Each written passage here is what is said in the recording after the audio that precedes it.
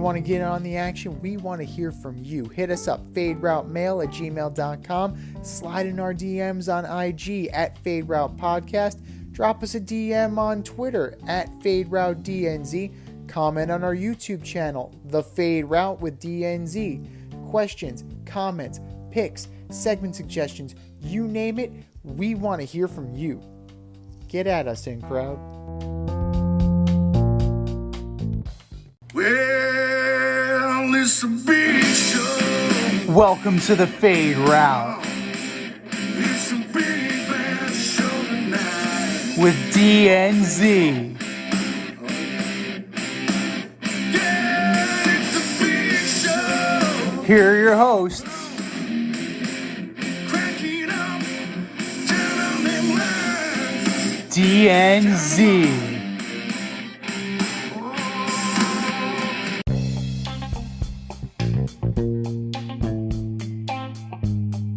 Welcome to this week's episode of The Fade Route with DNZ. I am D.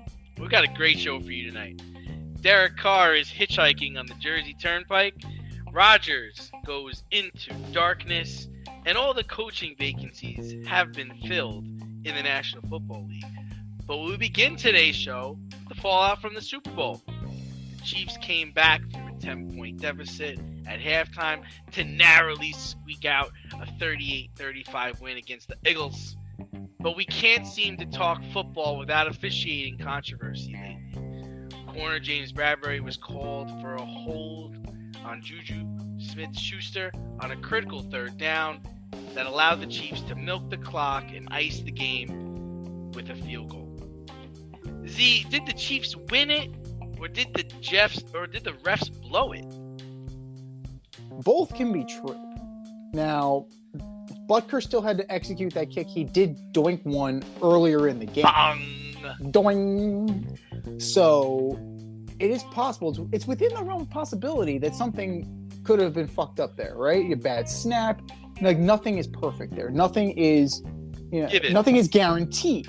Exactly. You take two knees. Strategically, Andy Reid played it exactly how you needed to. You need to make sure that Sirianni burns his timeouts and milk the clock as far as you can until you can't milk it anymore and you leave them zero time.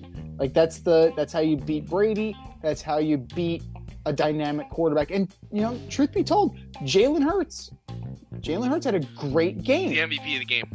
He's the MVP of the game. He should have gotten the MVP award because Mahomes didn't have a great game. Kelsey, they took him away after the first touchdown. Jalen Hurts was the MVP of that Super Bowl. Jalen Hurts had a fantastic game. I agree with that. But that was a ticky-tack call. But I'm with Tony Dungy on this. Tony Dungy is all over Twitter saying that it's a foul.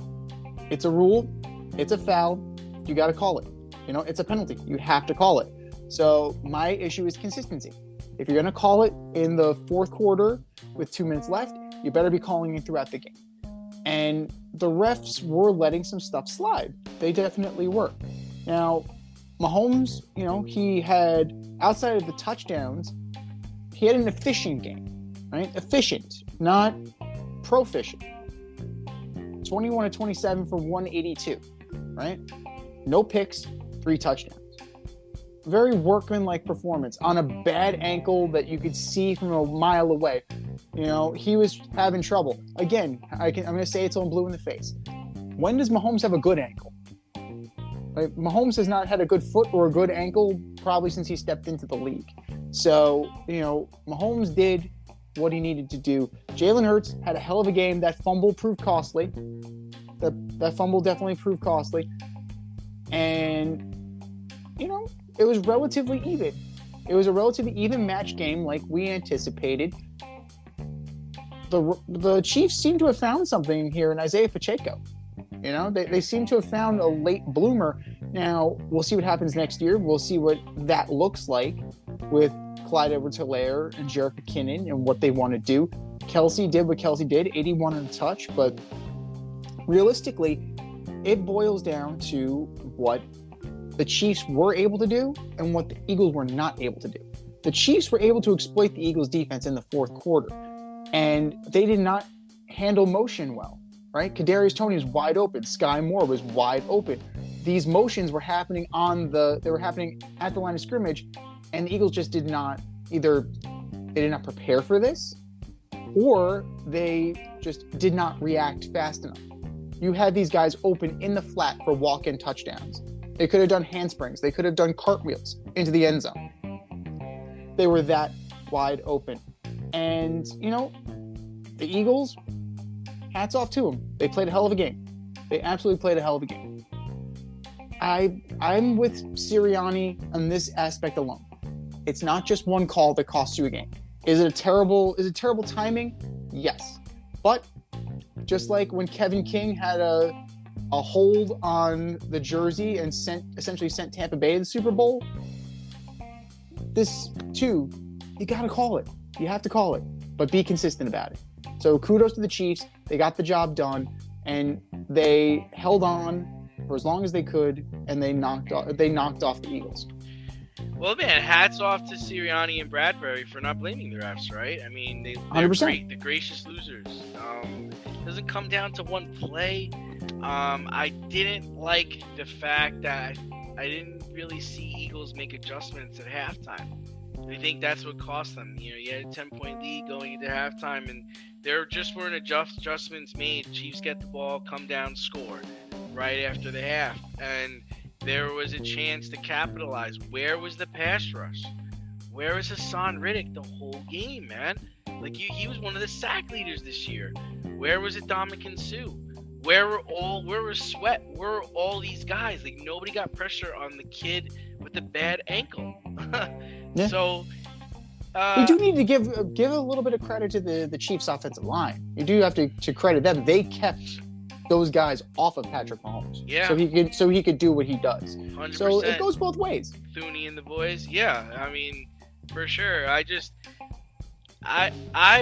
wouldn't say the refs cost the game. I can make an argument that the Eagles defense cost the game. There were times when there was a third down and they didn't come up with the stop, or they didn't come up with the play, and you're right, they didn't handle motion well. I mean, there are times where people were wide open, and they were committed to rushing for the entire game. They didn't blitz at all. And you brought in Vic Fangio for 2 weeks for Gots. I don't know what the hell he did, but I don't know what that was about. I hope he just was watching the film and not giving advice, because he didn't really do much there. Watch and learn. And like I said, man, for me, it was Jalen Hurts. He's the MVP. I know he coughed up one that led to a touchdown, but I mean, that didn't mean much, right? Because even if the Kansas City Chiefs were down a touchdown, they would have scored the touchdown instead of kicking a field goal to win the game. And who knows what happens at in overtime. 100%. I do have to say this though, and I just saw my fiance and the lads. We went to see Ant-Man and the Wasp tonight. We saw the new one, and it was very good. And he was coming up small a lot. It's a quantum realm. But you know who came up really small? Miles Sanders and Boston Scott. Yeah. 10 rushes for 24 yards. Yeah. 10 for 24, and those guys trucked the Giants. Those guys were all over, and they're two impending free agents. Like they hurt themselves in that game. Like, I gotta say, they definitely hurt themselves, and they cost themselves a lot of money with their performance in that game. And Miles Sanders, that was a fumble. I'm sorry. That's a catch. That ball got knocked out. Bolton had the hell of a game. And if they wanted to give it to Bolton, if that touchdown counted, I would say give it to Mike Bolton. He had a hell of a game. Yeah. Defensively, he was great. Yeah, Spags had them playing. I mean, they still gave up. Nick Bolton, excuse me, Nick, not Mike. Mike is somebody else. They still gave up 35 points, right? They still gave up a lot of points, but yeah, they won the game. Avoid messy accidents. Get better stopping power with your brake pads. Callahan brake pads. You never know when you'll be driving in the road and there will be a truck tire that you need to avoid and save your family. Callahan Auto. We really care about what's under your hood. But we're now in the post-Super Bowl aftermath, see? And a couple of quarterbacks are looking for new homes in different ways. The Raiders released Derek Carr after he informed the team he would not accept a trade, and he was given permission to seek out a trade and couldn't find one. How does this turn out for both Carr and the Raiders? Well, like you alluded to, Derek Carr is somewhere on the New Jersey Turnpike right now because he had to find a way to get to Florham Park to try out and meet for the Jets. So that's a very interesting scenario. He was probably in line with Jimmy G, and they were waiting for Aaron Rodgers to come out of the darkness, and we'll talk about Aaron Rodgers in a second. But that's all sorts of messed up because there was a team, presumably it was the New Orleans Saints, but it could have been the Carolina Panthers, it could have been the Commanders, it could have been the Colts. But they had trades lined up. One team had a trade that was agreed upon, provided that Derek Carr would take a pay cut. And yeah, like guys aren't taking pay cuts. They're not going to do it. Like I understand why you don't want to do it, especially since you have a $40 million option that was going to kick in if the Raiders did not cut you by the deadline. Like $40 million is a lot. Derek Carr isn't worth $40 million. I'll tell you that much. Derek Carr is unspectacular. Solid, unspectacular. We'll do enough for you to lose. He'll do enough for you to lose. So, you know, he had to come off the books. Now they have one quarterback under contract, and you know that guy's never even sniffed. I don't even think he dressed. Or he might have dressed when Jarrett Stidham was running the show. So ultimately, Derek Carr is going to be like Baker Mayfield. Like I think that's going to be the story for him, right? Chip on his shoulder, wants to prove himself, will go to a team and try and stick it up the Raiders' ass. Now, what team will allow him to do that? I don't think it's going to be Carolina. I think they're going to stick with Sam Darnold and kind of draft, and they'll draft a guy for the future. Maybe the guy, you know, depending on where they are, maybe they move up for the guy for Kentucky. They also drafted Matt Corral, right? Yes, and he got hurt. He hurt his elbow, I think. So I think they're going to give Corral a shot before they finally realize that Matt Corral was. There's a reason why all those quarterbacks dropped. Like we anticipated that those guys would all be taken in the first round. Malik Willis dropped, Matt Corral dropped, Sam Howell dropped. Not that good, Yeah. All those guys that were projected to be first-round picks dropped, and they dropped like rocks. So I think Derek Carr is going to get a shot. Whether Jim Irsay reevaluates his team and says Derek Carr with this roster isn't bad, maybe a couple tweaks. Maybe the Colts envision themselves as not being that far off. Maybe the Carolina Panthers. If the Carolina Panthers decide they don't want to, maybe, David Tepper's impatient. But maybe he doesn't want to. Like, I don't see it, but maybe he's impatient. Maybe, the Arizona Cardinals, if they decide that Kyler Murray is not a number one. He's not elite like their new head coach says he is. Maybe they want to move on from that. The freaking Commanders. We just said Sam Howell. Sam Howell's their starting quarterback. Really? I don't see him at the Jets. I think the personnel moves that the Jets have made, bringing in Nathaniel Hackett, tells me that they are in on Aaron Rodgers, and they're in on Aaron Rodgers hard. And I don't know they're waiting. They're waiting patiently. And as far as the Raiders go, I think they're in on Aaron Rodgers too. So Derek Carr's not going back. He can't go back. That bridge is burned, especially after what he said in the Pro Bowl games. That bridge is gone. That bridge has been torched. So it's a question of where does he go and what his market is. It's very limited. The Raiders are all in on Rodgers, and if they can't get Rodgers, they'll probably try and get Jimmy Garoppolo and pair him with Jarrett Stidham, and it will be a New England Patriot affair once again. Yeah, I would imagine the Raiders will make a strong run at Aaron Rodgers, and like you said, I think their fallback is Jimmy G. Another guy who could be on the move this season. Let's be real. I mean, Daniel Jones, right? Ryan Tannehill. Jameis Winston. I think all are viable options for the Raiders. As far as Carr is concerned, like you said, he's meeting with the Jets today, or he's meeting with them tomorrow, but I just don't see how this guy has any value. Like, You mentioned Jameis, right? But not the Saints, because I think they wanted him to take a pay cut. I don't think he's going to go there.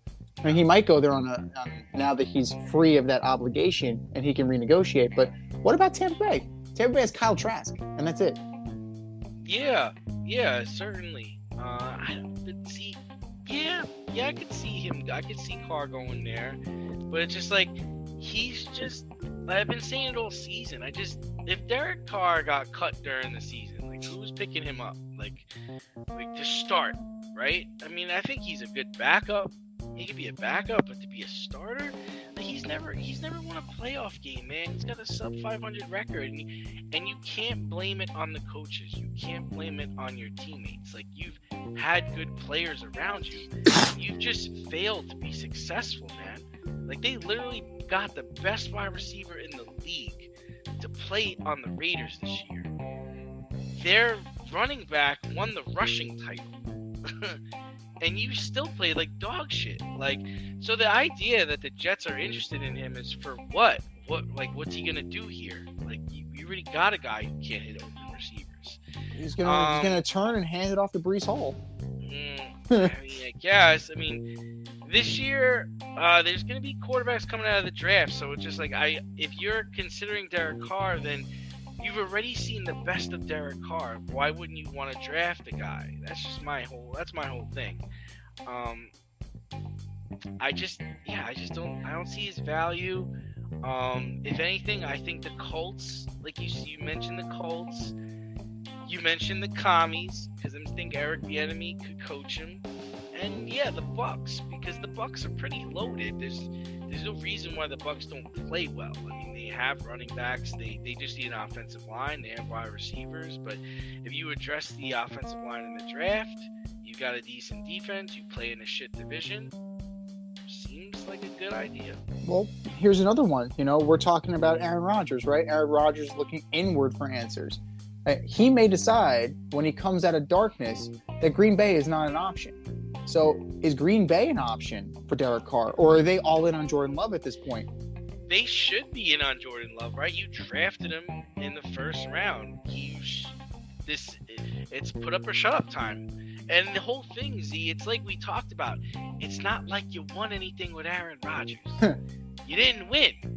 So even if Love comes in and sucks, you're in the same boat. Like, you got knocked out of the playoffs by the Detroit Lions, for crying out loud. Like, all you had to do was beat the Detroit Lions at home in your last game of the season, and you lost.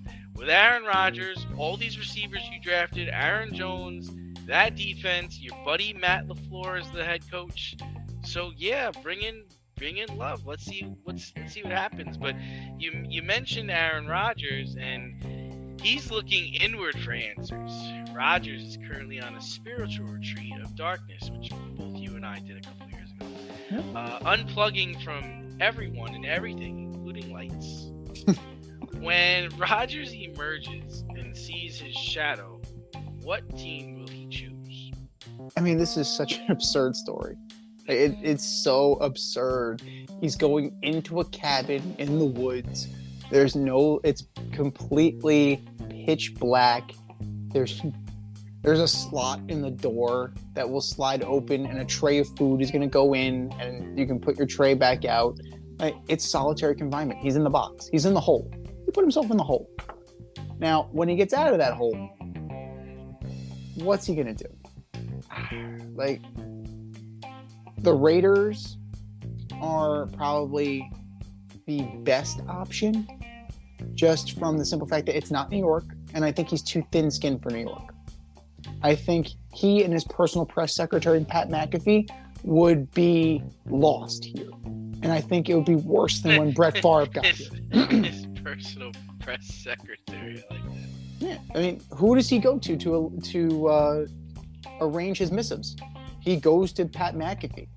Pat McAfee's his personal employee, his personal reporter. Well, that's the whole thing. It's like, if he came to New York, he's not going to talk to the mainstream media. Like, he's not going to talk to Michael Kay. He's not going to talk to Rich Cimini. He's not what? He's not going to talk to Cimini. He's not going to talk to Cimini, He's not going to talk to the beat writers. No way. He won't do it. In training camp, whatever, he's just going to be like, no, I'm not doing that. Not doing it. Not doing this. In Green Bay, he's able to control his narrative. He can't Right. do that here.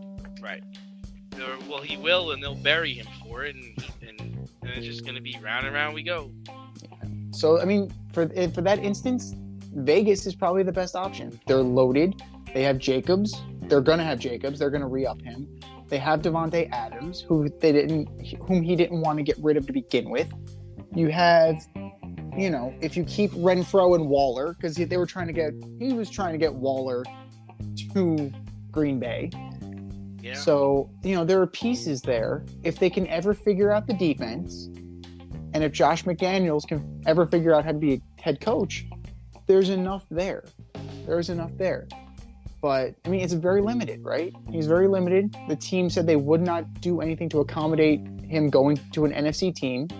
So that's out. Like 16 teams are out. So who realistically, I know you mentioned the Titans before.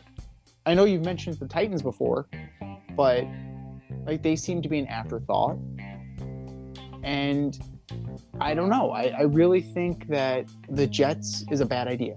I really think I think it's a bad idea, but you think that's where he's leaning. I think that's where he's leaning, but I think it's a terrible idea.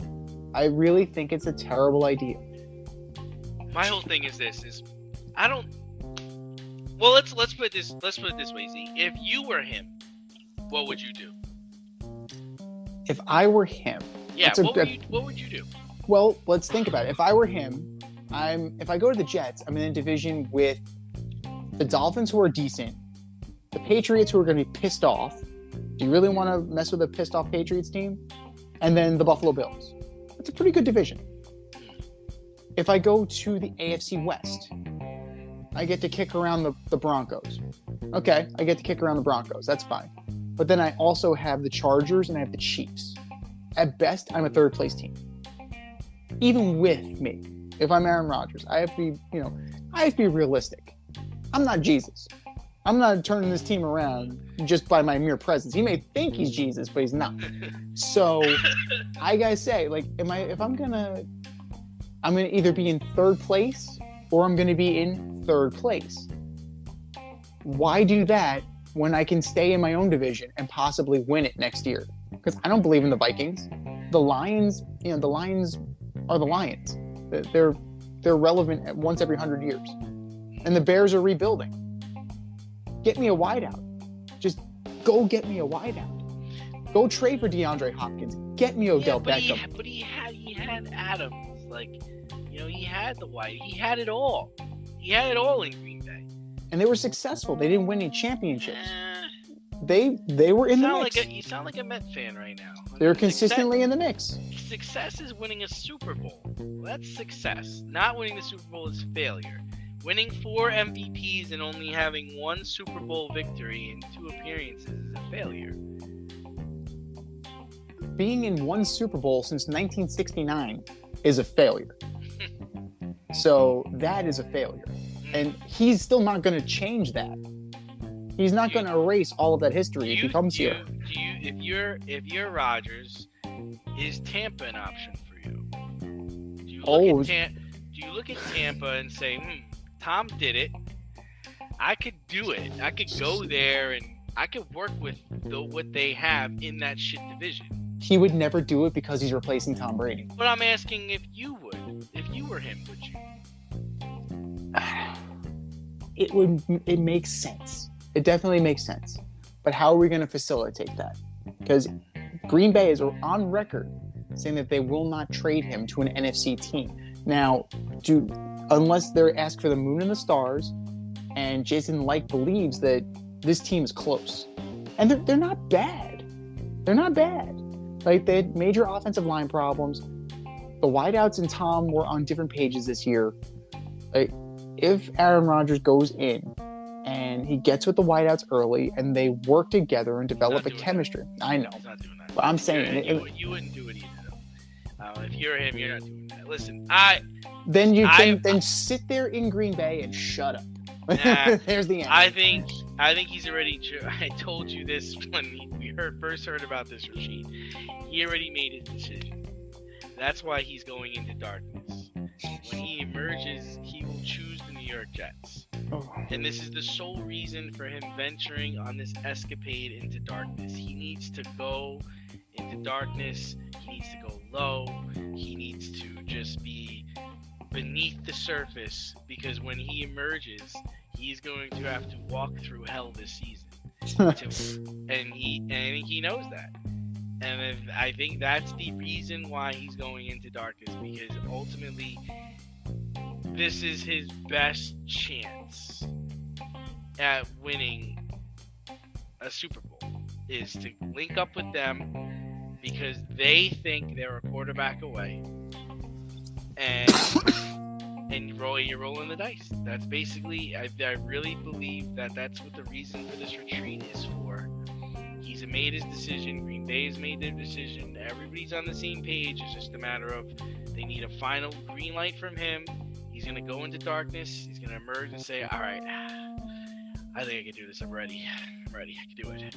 And that's what I think is going to happen.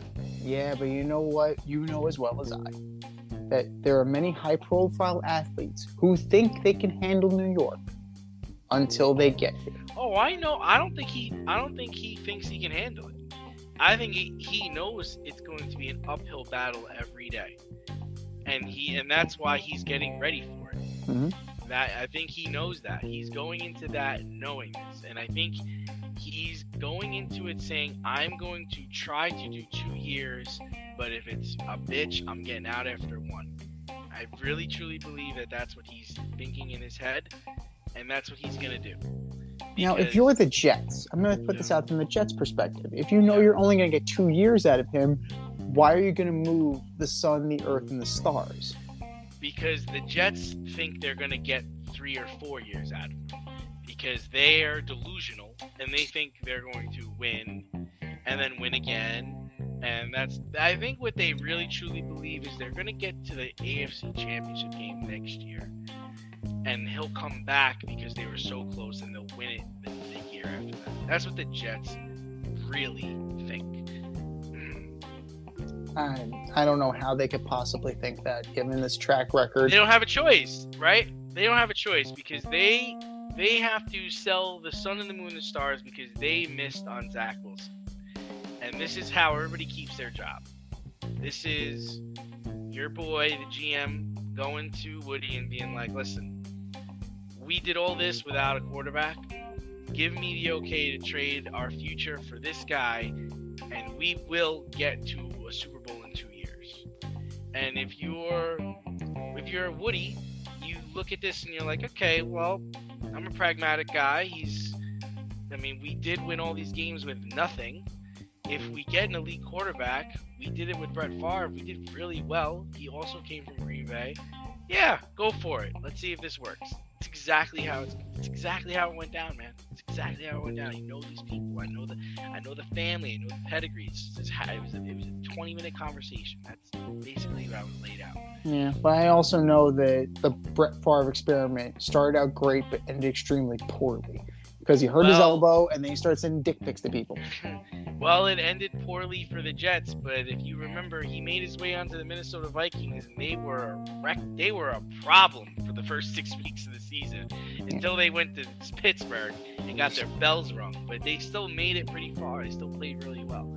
Step outside of your safe area and make a statement without saying much with FCK Clout Lifestyle Apparel. Embrace the colorful chaos and stay emotionally regulated in their hoodies, snapbacks, graphic tees, accessories, and more. Season 3 merch is up now. Get it while you can. Go to fckclout.com and get all of your needs from men and women. That's fckclout.com. All head coaching vacancies have now been filled. And it's been a run on Philly coordinators, surprisingly. Shane Steichen is the new head coach of the Colts, and defensive coordinator Jonathan Gannon will take the helm of the sinking ship in Arizona. And that's a pun because they're in the desert. Both jobs present significant challenges, especially at the quarterback position. So who's going to be more successful? It's a crapshoot, It's you just know. a trash. It's just a trash situation. You have 32 of these jobs. You know, that's the thing. You have 32 jobs. And, you know, Jonathan Gannon's 39 years old. And Shane Steichen is 37 years old. And they realize that if I want one of these jobs, I'm going to have to go someplace. I'm not going to luck into the Rams. I gotta do this. I got to work. Like, I'm not going to be gifted. I gotta do this. I'm not going to be gifted the Rams like Sean McVay was. I'm not going to be, you know, I'm not going to walk into a great situation like Kyle Shanahan did. That guy. Like, San Francisco's pretty damn stable. You know, Kyle Shanahan has a great thing going on. McVay has a great thing going on. These guys are not in that kind of situation. Gannon is going into a situation where you had AJ Green leave you have JJ Watt leave you. It was a retirement home, as Arizona is for a lot of people. You have wideouts in search of a quarterback because Kyler Murray sucks. Kyler Murray is a second baseman playing quarterback. And he apparently is very set in his ways about how he wants to do things. And if enough people come out with that rap about you being uncoachable, you're going to start to build the reputation that you're uncoachable. So I don't know what a defensive guy in Jonathan Gannon is going to bring to the table. I don't know who he's going to hire unless it's like Lincoln Riley or That's not gonna happen. yeah, it's going to have to be somebody. It's going to be somebody dynamic, you know? It's going to have to be somebody who can get into Kyler Murray's ear and say, hey, wake the fuck up. You're in the pros now. Wake the fuck up, grow up. Whichever. Be a You're in the leader. pros now. Yeah, This is a football team, not a baseball team. right. And defensively, the Eagles were third in points for, right? They were third in points for offensively, and they were eighth in the league in points against. So defensively, they were keeping people off the board. And you have guys on that team. You have guys on the Cardinals that can still put up numbers. Guys like Budda Baker, for one. But I don't know. I think that, you know, given the right quarterback, and I don't necessarily think that drafting a quarterback is the way to go. Because if you look at that roster, right? If you had a competent quarterback, not a guy barely hanging on like Matt Ryan, not a guy barely hanging on like Carson Wentz, not a guy barely hanging on like Phillip Rivers. No, hold on a second. Philly had a good season, man. He got them to the divisional game and it was a touchdown pass away from beating Buffalo. But he's still a guy barely hanging on in the league. Yeah, but he could still, he retired, he'd still being able to make throws. I mean, they had a chance that year. Yeah, Really no, did. they definitely did. But that's the thing. You're not growing with that. If you bring in a guy like Jimmy, right? Just to steer the ship, right? That's all you need to do. Jonathan Taylor, if he's the guy that we think he is, you bring in a guy like Jimmy, steer the ship. I don't necessarily think you bring in Derek Carr, but if you lose out, maybe you bring in Derek Carr. The offense that Steichen likes to run clearly need a mobile quarterback. So that becomes a question. Like, who are you, unless by some grace of God, they go and get Lamar Jackson. What happened? Could you imagine Lamar on the Colts? And I can't even talk about it without like choking myself up. Maybe that's the play, right? Maybe that's the whole angle. Is like, we're gonna get this guy, we're gonna get DeAndre Hopkins, and let's go. Yeah, maybe that's it, because the Colts aren't that far off.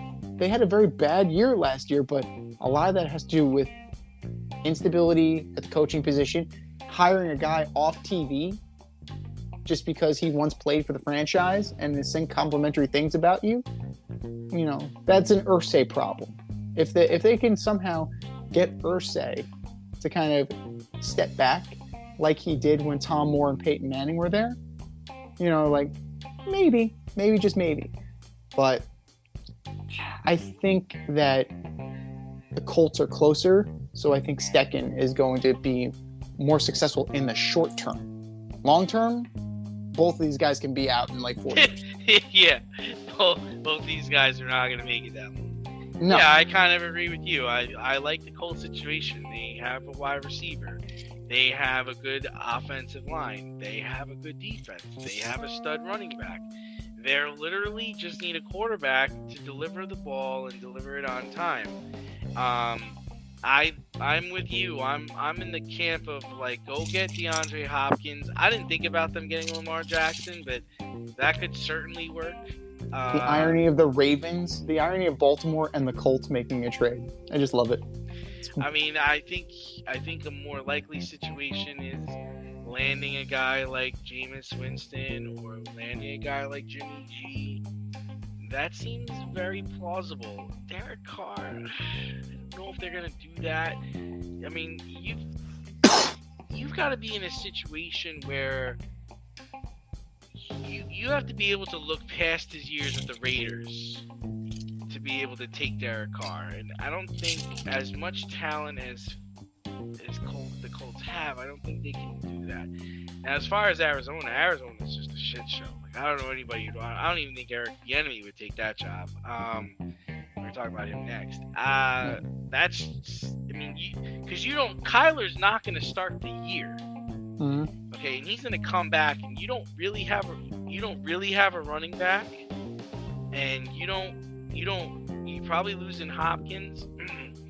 You're in a division with Seattle, and you're in a division with the 49ers, you're in a division with LA. And you had mentioned hiring Lincoln Riley as an OC. Lincoln Riley is probably going to wind up taking that job eventually once he gets to pick what quarterback he's going to have. And he's going to be able to bring in with talent. So, this is basically like having the job before the real guy gets the job. Yeah. It's an extended interim, it sounds like it, especially with David Blau, Colt McCoy, and Trace McSorley. Those are the guys that are currently on the roster. So obviously you would link to Colt McCoy. Their quarterback situation is killing me, as you can hear right now. But you have to figure that Colt McCoy is the guy who's going to steward that until Kyler Murray gets back. I don't really know what they're going to do. But I mean, Jonathan Gannon is a defensive-minded coach, right? They let Vance Joseph out of his contract. So that tells you all you need to know about what Jonathan Gannon's going to do. He's going to be more of a Rex Ryan type. Now, who's he going to get? Who's he going to get to coordinate this? That's the key. Well, Mike LaFleur is out, unfortunately. As is Eric Bieniemy. Yeah.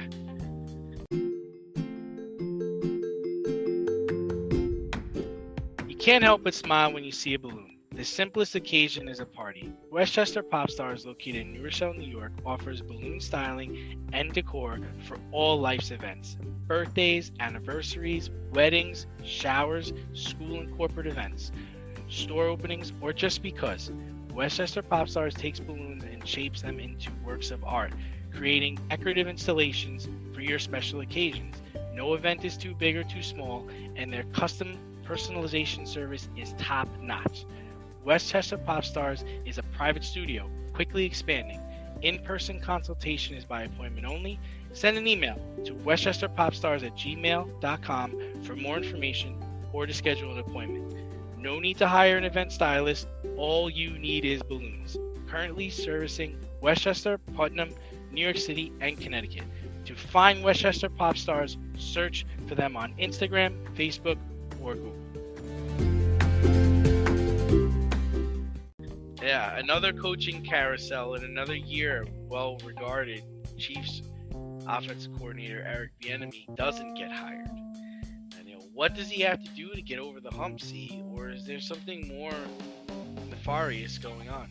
Yeah, I mean, Eric Bieniemy certainly could have helped the Cardinals. We were just talking about them, 21st in points, Sounds like the Jets. 18th in passing yards, 22nd in rushing yards. Like that's you're telling me that Eric Bieniemy could not help, but c'est la vie. But as far as his new role with the Washington Commanders, I think he's doing what he needs to do, and that is get out from under Andy Reid's shadow. Yeah. That becomes an issue. That when you're under Andy Reid, you are under Andy Reid. Ultimately, you can make suggestions. Andy Reid makes the final decision. And that's kind of where Matt Nagy was. That's kind of where Todd Haley was. And they needed to go elsewhere in order to further ply their craft. Now, Todd Haley, bounced around the league a little bit, was a head coach, was a coordinator. He definitely made the rounds. Matt Nagy got the head coaching gig in Chicago. He was back, as QB coach this year for the Chiefs. So you got to get out. You got to get out for a little bit and prove that you are as good as people think you are, and kind of show that you have something of your own. You need to prove that it's not all the system, and you need to go into a situation like Washington where it's not bad. You have McLaurin, you have Gibson, you have Brian Robinson, and you have some talent on that team. Logan Thomas, you have players. Now, you're a competent quarterback away. Can you make Sam Howell look like a stud, right? Or can you make Jimmy Garoppolo? Or can you make Derek Carr? Or can you make not Carson Wentz, but can you make anybody else a star? That's what Eric Bieniemy is going to have to do. And he's going to have to work on his interviews. He's going to have to really consider situations, because I'm sure they've been asking specific situations about time management. I'm sure he's been asked situations about personnel. I'm sure he's been asked situations, pertaining to higher up CEO type behavior. And if you've never been in it, you've never been in it. I liken it to when Eric Burns and Mark DeRosa ended up getting interviews for Major League Baseball positions, right? They had never done it before. So to sit in these interviews and get asked questions about situations where you never even have been in. The only time you've been in it was when you were on the other side of it as a player. And you have no say, you have no control. So it's a very enlightening experience. These interviews are extremely humbling because you don't know what you don't know. And I think the experience of going to Washington will only help Eric Bieniemy. And who knows? Ron Rivera has had cancer how many times? Like, he could take a leave of absence and Bieniemy might step in as the interim. Or Ron Rivera can get canned, right? And then Bieniemy can step in and be the head coach on an interim basis and prove his mettle. So maybe this is maybe he sees the writing on the wall that way and is thinking a little Machiavelli. I don't necessarily think this is like a Fritz Pollard alliance situation where they're trying to keep Eric Bieniemy out, to keep, minority, coaches down, and to keep that total down, because it would behoove teams to hire Eric Bieniemy. He's been the hot coordinator for years. Like, he has a good reputation.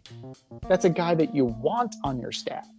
So I don't think there's anything nefarious going on, but I think there's room to grow, and this job might be his stepping stone. Yeah, I mean, you said it all right there. I mean, word on the street is that he doesn't interview well, and he doesn't call the plays. Loop that in with the terrible job that Matt Nagy did, and And the fact that Eric's coaching Pat Mahomes and Travis Kelce right now, and he's not going to be coaching players of that caliber. So it's hard for him to get phone calls, I think. He took a job with the Commies, becoming their OC. I thought it was interesting that he interviewed for the Baltimore job and didn't get that. That was so surprising to me. Like, why wouldn't John Harbaugh want him if Lamar's coming back?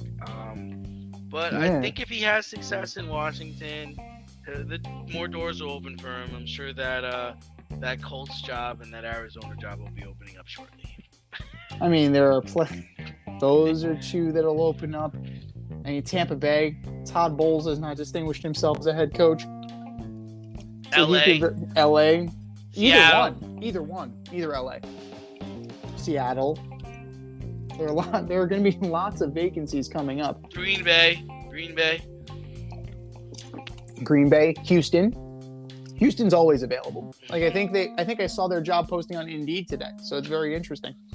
But Chicago, like you'll have plenty of options. You know, Eric Bieniemy just needs to kind of keep plying his craft.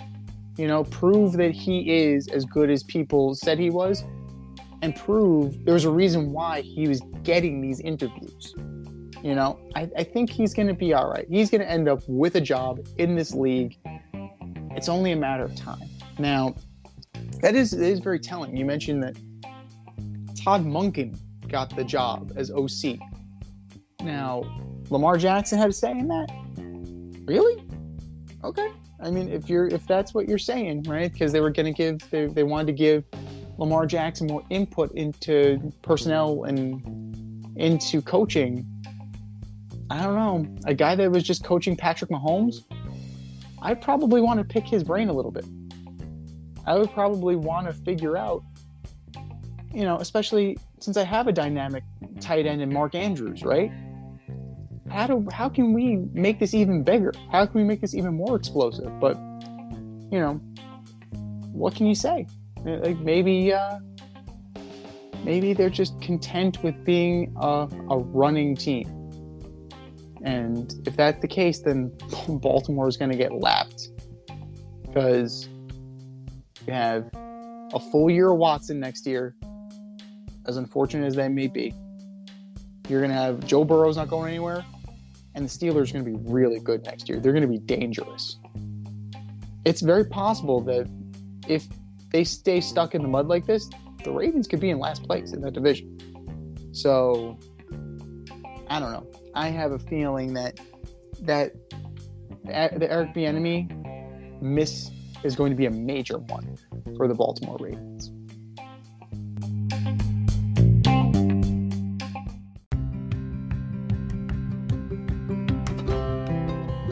Do you love brownies?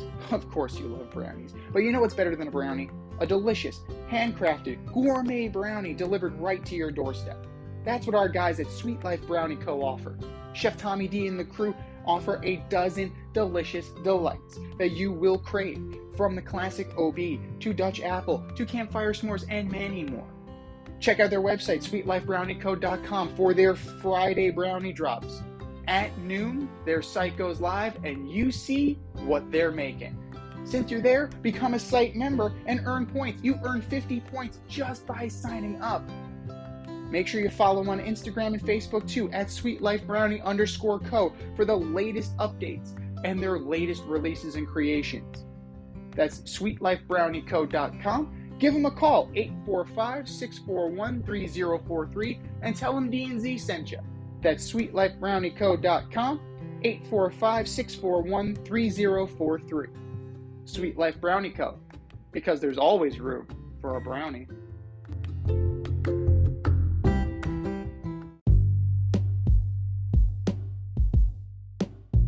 Bullshit or no shit? We're going to debate this week's most controversial sports topics right now.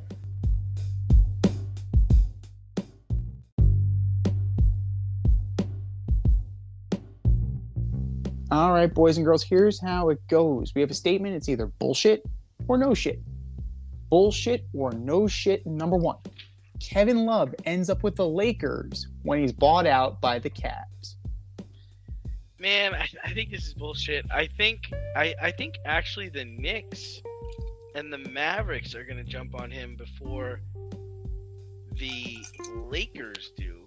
I mean, K-Love to me still has some value. He just played so badly the last couple of weeks. I don't think he's hit a shot. Interesting that he has, it's interesting I saw he has spent more time with the Cavs than he did when he was on the Wolves. Can you believe that? Wow. I didn't know that. Isn't that wild? Yeah. That is absolutely wild. But I don't know. It's one of those things, right? You got to see what the writing on the wall is. Right now, the Lakers are 13th in the conference. So it might not necessarily be a difficult decision for him if the Lakers are still in the shitter. So I'm going to go no shit. Even with that, I think that the lure of LeBron is too strong. I think LeBron is going to find a way to get his guy, because Kevin Love is one of his guys. He's going to find a way to get him on this roster. And Kevin Love provides, he's a good shooter, right? He's about 35% from three this year, a career 37% from the three. He's a career 44% from the field. He's a shooter. And this team could desperately use another shooter. So, I think that when it comes down to it, LeBron is tired of being denied. He's tired of people saying no to him. And he's going to get him, at least for a little while. And it's not going to really matter if he goes to the Lakers or not. Because that team is just not good. It's just not good. He may be a shot in the arm, but they're not good enough to ascend higher than the play-in tournament. Right? Now, if he goes to the Knicks could very well be in the 4 seed. Right? Brooklyn is descending. Brooklyn is not going to be there. They're not going to be there at the end. You just dealt off 2 major stars. Kel Bridges dropped like 41 last night, man. I don't know, man. Yeah, and then Cam Thomas. Kid Thomas is playing well. I don't know. It's not sustainable. It's not sustainable. Don't buy into the hype. It's good for a game. It's good for a couple games. Brooklyn will fall. Brooklyn will absolutely fall. The Knicks, I like what they did getting Josh Hart, him and Jalen Brunson. Why not? A veteran like Kevin Love could be what they need. He could absolutely be that kind of rudder that the Knicks solely need. And if it's only for the remainder of the season, right? He's in the final year of that contract. It's a buyout. You can always re-up if it goes well. Dallas is tricky. You mentioned Dallas. I don't know. They're still trying to figure out who's going to get the last shot. If it's Luka or if it's Kyrie. I don't know. I really think that Dallas is gasoline on fire. I really don't know if you really want to be a part of that if I'm Kevin Love. But hey, they're 5th in the West, so he may see that as a better opportunity. So to each their own. I'd rather go to the Eastern Conference, but that's just me. Bullshit or no shit number 2. Corbin Burnes will be a Yankee before the trade deadline. I'm calling bullshit on this one too.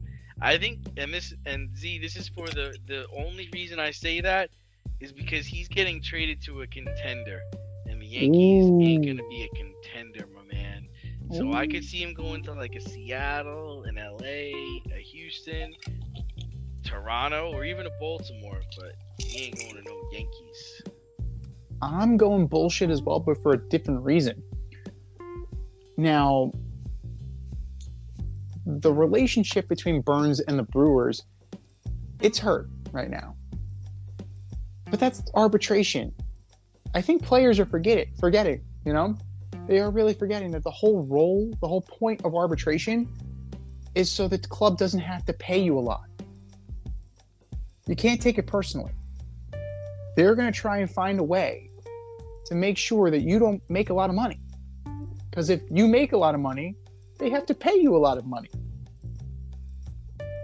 Reggie Jackson said it best. He went and sat across from Charlie Finley in arbitration, and he walked out of that room thinking he played like shit because of how Charlie Finley used Reggie Jackson's own stats against him. That's the whole point of arbitration, folks. Shoot for the moon. You're not going to get it more often than not. Right now, ownership is 7-5 in arbitration hearings.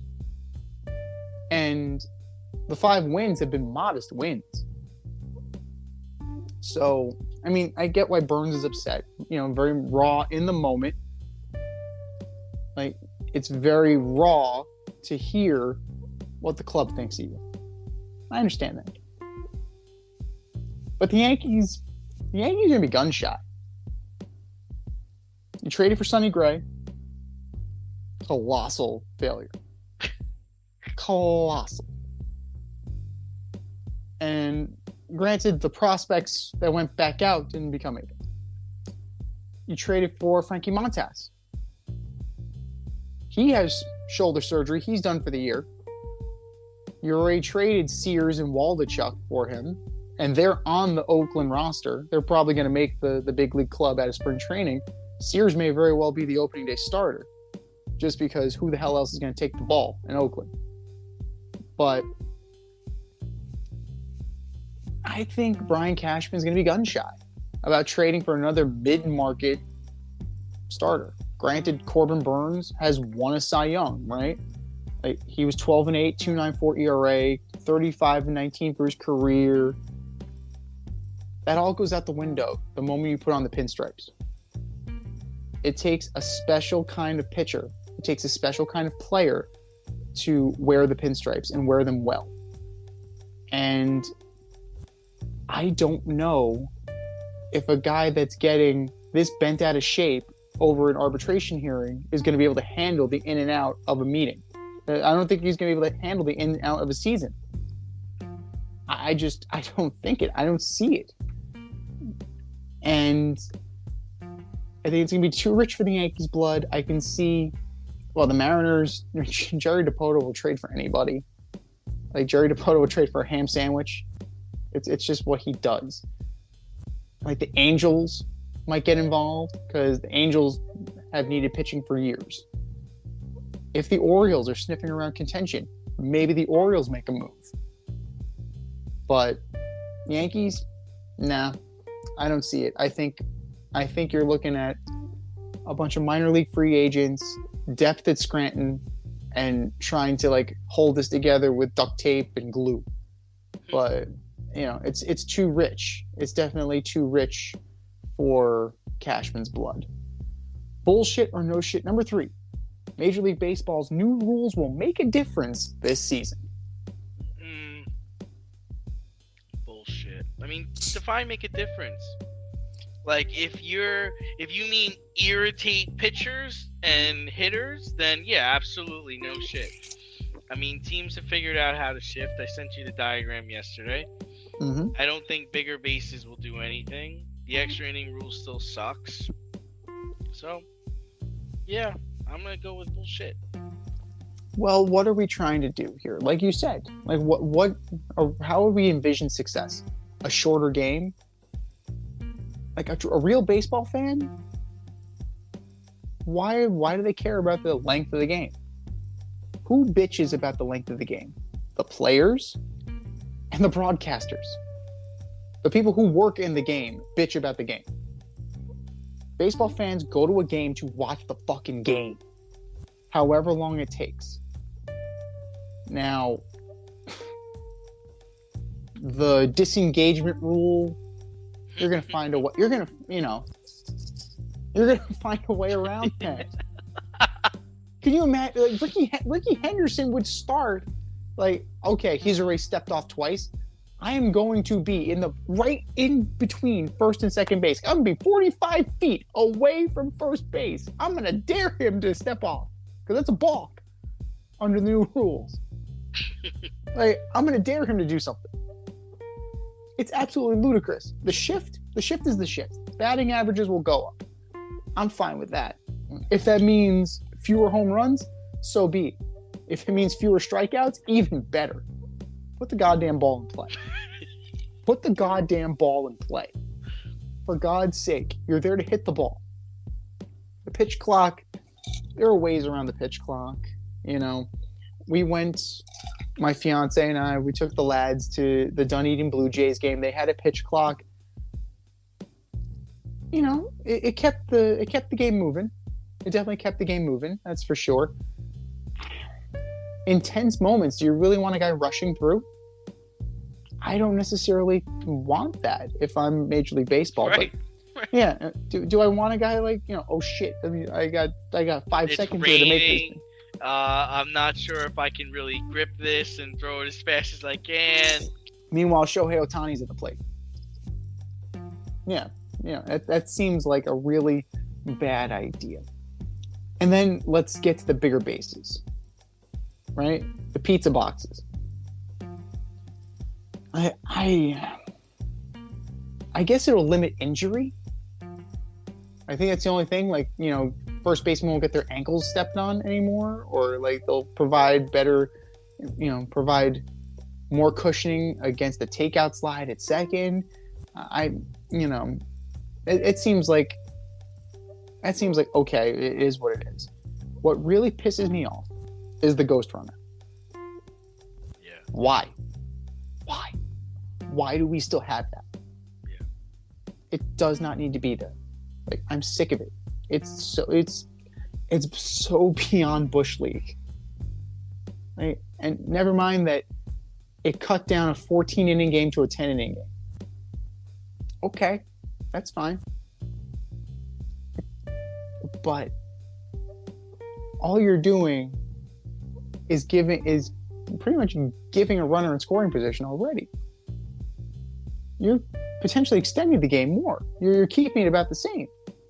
Because a runner can score, a runner can score, a runner can score, a runner can score. All you're doing is inflating stats and inflating scores of games. I don't like it.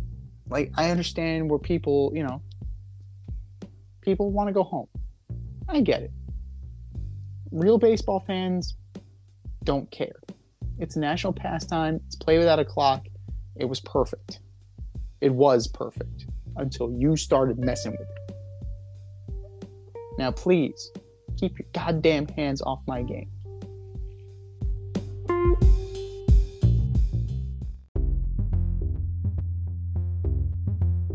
Are you in need of air care maintenance or service? I have the company for you. Air Care Technicians. They service the Westchester and Northern Bronx area and can help you with all your heating and cooling, maintenance, and service needs.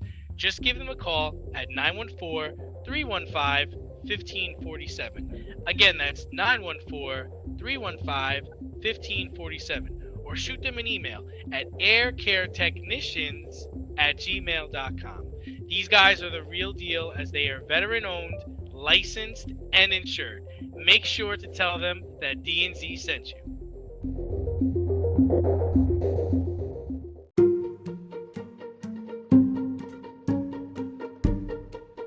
The Fade Store presents the Alleged Superstar of the Week Award.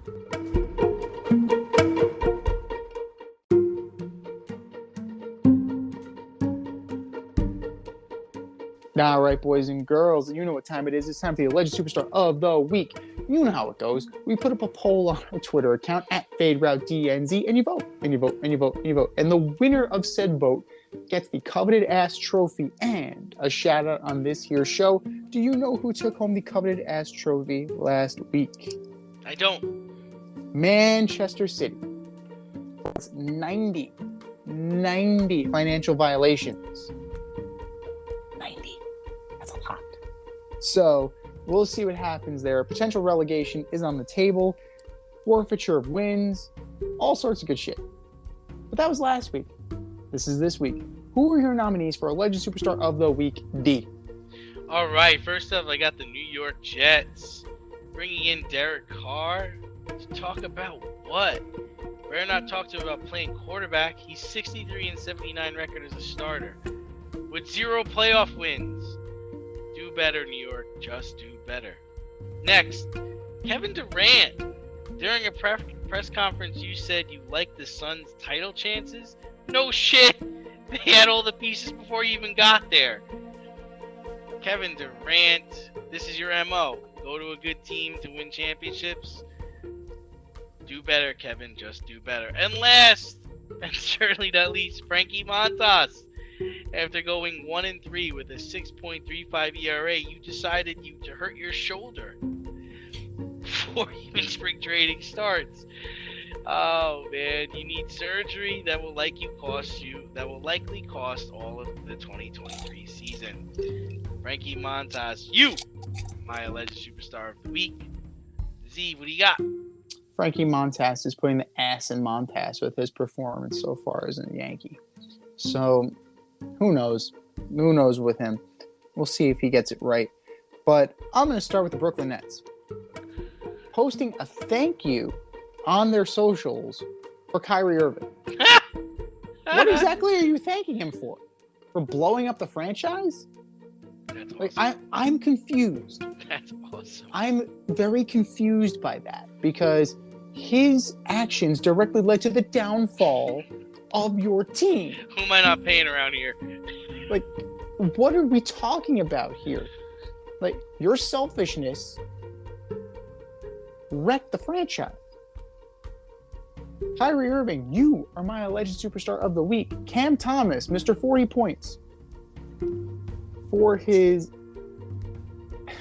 derogatory comments and homophobic comments during an interview post-game. You can't do that. On hot mic, on a pre-recorded message, on a VTR, anything. You can't be homophobic. You cannot say what Cam Thomas said. I'm not going to repeat it. If you want to hear it, go look it up for yourself. Because I'm not going to repeat it. It's homophobic, it's derogatory, and he was completely out of line. He did apologize for it, but you still said it, bro. Cam Thomas, you are my alleged superstar of the week. And last, but not least, the NFL for engineering the special sod for the Super Bowl, only for the turf to be completely chewed up and potentially dangerous. You had guys slipping and sliding all over the place. It's a miracle nobody got out of there without torn ACLs. ACLs plural. It was especially slick around the painted logo on the field. Why did you reapply another logo? Why did you reapply another coat? Was it because it was faded because you left the roof open for Rihanna's performance? If that's the case, don't you think you should be doing something a little bit different with the logo? If you know it's going to be bleached out in the sun? But hey, maybe I'm not a graphic designer, but I'm also not a botanist. This sounds like there are a lot of things I'm not. But one thing I am is a pragmatist. This is the biggest game of the year. This is the biggest game of my season. I'm not doing this shit. I'm not doing this stuff. I'm not doing this. NFL, you are my alleged superstar of the week. I can't get through this. NFL, are you kidding me right now? But we've said our piece. Go to our Twitter page at FadeRouteDNZ and vote and vote and vote and vote. And for our nominees,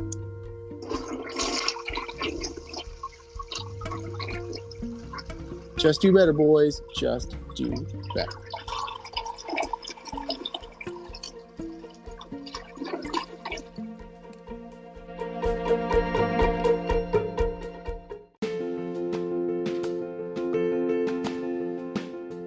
Looking to break into broadcast media, web development, social media marketing, or filmmaking? Then CSB is the program for you.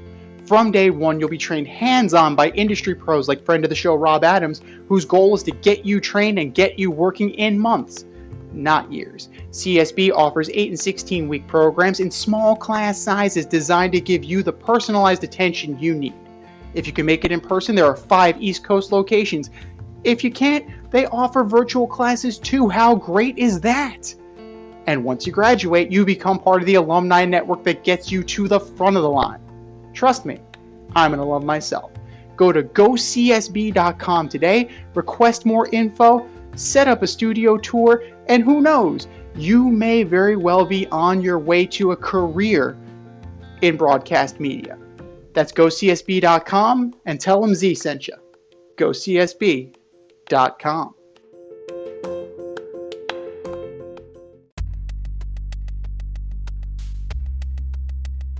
Order up!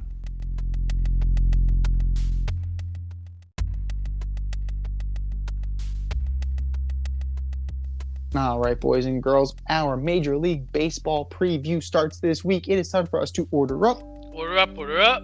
This week, we are ordering up the division of the champs, the American League West. From 5 to 1, who you got, D? All right, shocker. Starting with those athletic players in Oakland.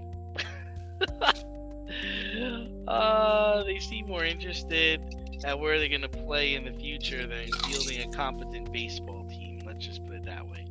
So I have them at number 5. Number 4. I am going to surprise you, I think. I have the Angels. I just don't see why it would work this year. You know, Tani's going to probably get traded at the trade deadline. Rendon just probably got hurt while we're on this podcast. And Trout will get hurt before the All-Star break. I mean, I can't see why this year it's going to work, you know? Number 3. I'm going with Texas. I have the Rangers finishing in 3rd, even though DeGrom already got hurt. I think they're trying. DeGrom, Evaldi, Heaney. They might be able to prove a bit formidable. Seager's hopefully comes around this year. Simeon plays well. So, yeah, I'm going to go with the Rangers here. And number 2, who do I have at number 2? I got the defending champs at number 2.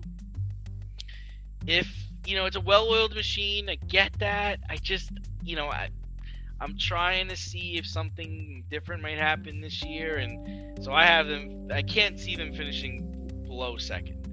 And then number 1, I think it's the Mariners. It's hard not to take them seriously after looking back at how they ended last year. They've got J-Rod. They got a decent pitching staff. The division's winnable. Yeah, that's what I got, man. We have a lot of agreements. A lot of agreement. A lot of agreement. Well, we're going to start with the Oakland A's. At 5th place, we're going to start with the Oakland A's. Shocker.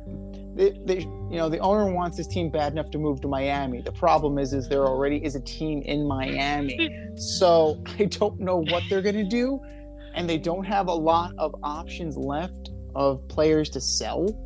Like, okay, off the main roster, you're going to sell Blackburn. He was decent. He's not going to get you much. Like, Trevor May is going to be back in Queens by June. James Caprillion stinks. Like, there are plenty of ex-Yankees on this roster. So, they have one catcher, Jesus Aguilar. Hey! The wonderful veteran presence on this team. He'll be gone by May. And Ramon Laureano is the only guy who's going to fetch you a decent return. Ramon Laureano. It wouldn't surprise me if he's a Yankee. Because they still will need a center fielder, because I don't know if Aaron Hicks isn't going to be there. Harrison Bader may not be there. Aaron Hicks isn't going to be there? Where's Aaron Hicks going to be? Hurt. He's going to be a Yankee, though, right? Yeah, he'll be a Yankee. He'll be on the IL again. He puts the ill in IL. Oh, man. Best sign Oakland deal ever. 7 years, 70 million. No, it was 10 years, 70 million, right? 10 years, 7. Yes. And it was terrible. Terrible, no matter how you slice it. We got a steal here, Brian. I don't see it. I mean, it did only cost you John Ryan Murphy. So in that regard, yes, a guy who never made it. But that's pretty bad. Number 4, I'm going with the Rangers. I don't like what they're doing. Yes, DeGrom is already hurt. But it looks like they really built up a team of assets just to trade them, right? Heaney is garbage. He had one good year. Andrew Heaney. Ask Angel fans about Andrew Heaney. They'll tell you. Ask Yankee fans for the 3 weeks that Andrew Heaney was on the roster. He was terrible. Right? Do you really like... Okay, you have Jake Odorizzi. Okay, he's a 4. Right? You have Glenn Otto. He's a 5. DeGrom, I've seen enough of DeGrom that I know he's not going to pitch all that much.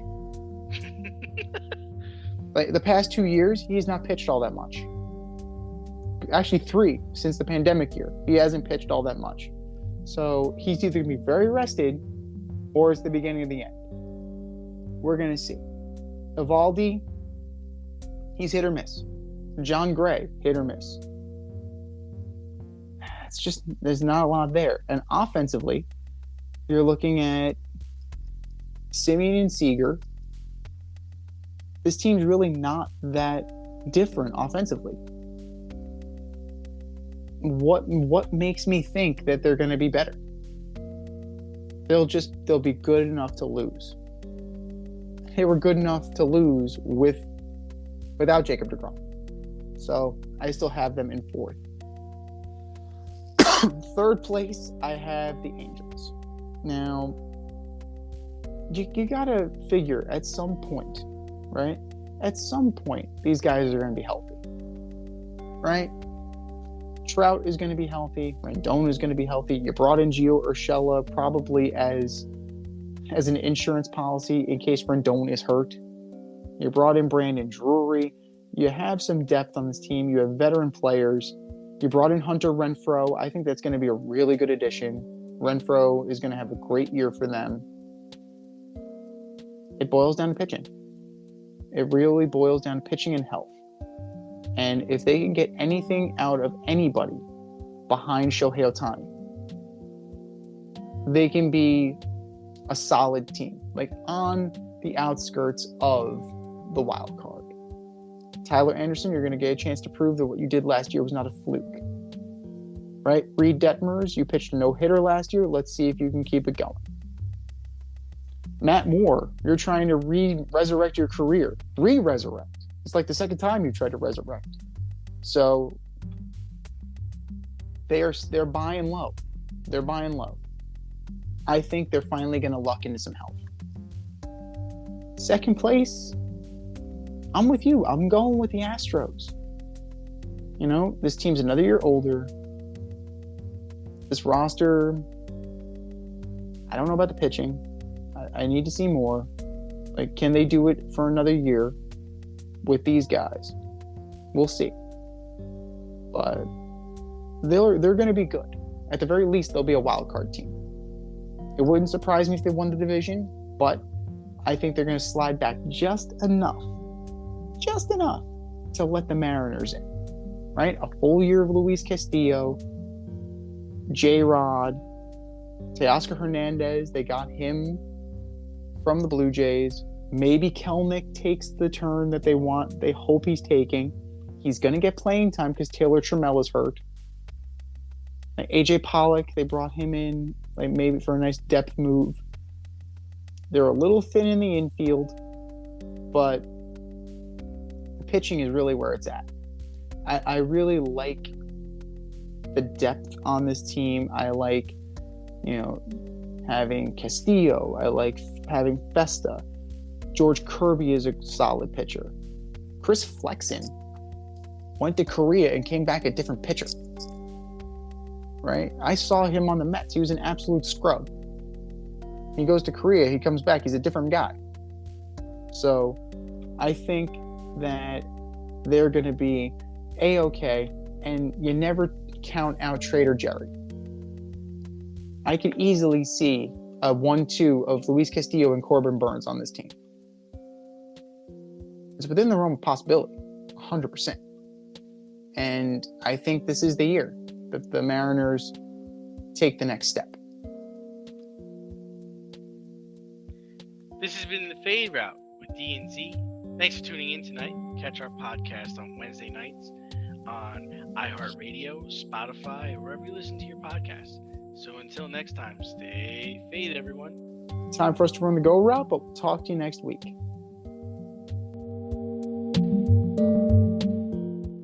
Thanks for listening to this episode of our podcast. If you like what you heard and want to hear more, be sure to like and subscribe on your favorite podcast platform. Rate us 5 stars, leave us a review, turn on subscription notifications, and tell your friends. Spread the word, spread it wide.